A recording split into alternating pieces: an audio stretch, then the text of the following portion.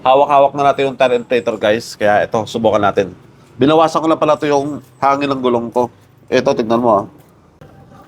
Bawas na yan yung hangin, okay?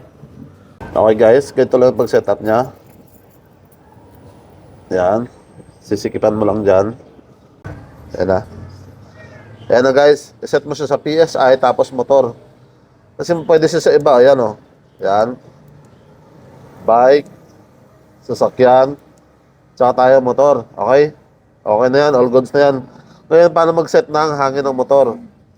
Isiset natin siya ng ilan ba yung motor? 30.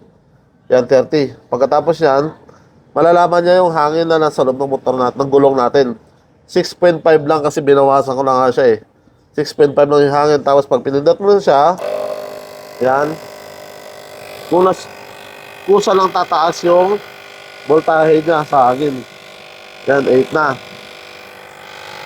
Hanggang sa mag-stop siya ng 30 at kusa rin mag-stop yan. Tignan mo, balik mo ulit dito.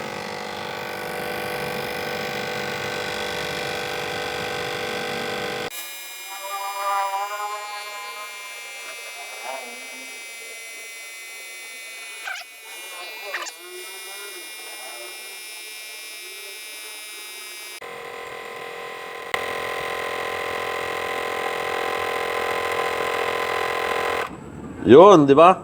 Nakita nyo? Kusa nag-stop siya. Kung ano sinet mo dito na hangin, kusa siyang mag-stop. Ayan o, kita mo yung gulong natin. Matigas na ulit o. Yan, di ba? Hindi lang para sa motor to guys ha. Pwede rin sa mga sasakyan to, sa mga bola, at sa mga bike. Okay? Araw-araw ko lang dala to kasi hindi natin alam kung anong mangyari sa kalsada. Malay mo, mabutasan ka ng gulong o di kaya lumambot bigla yung gulong mo. Okay?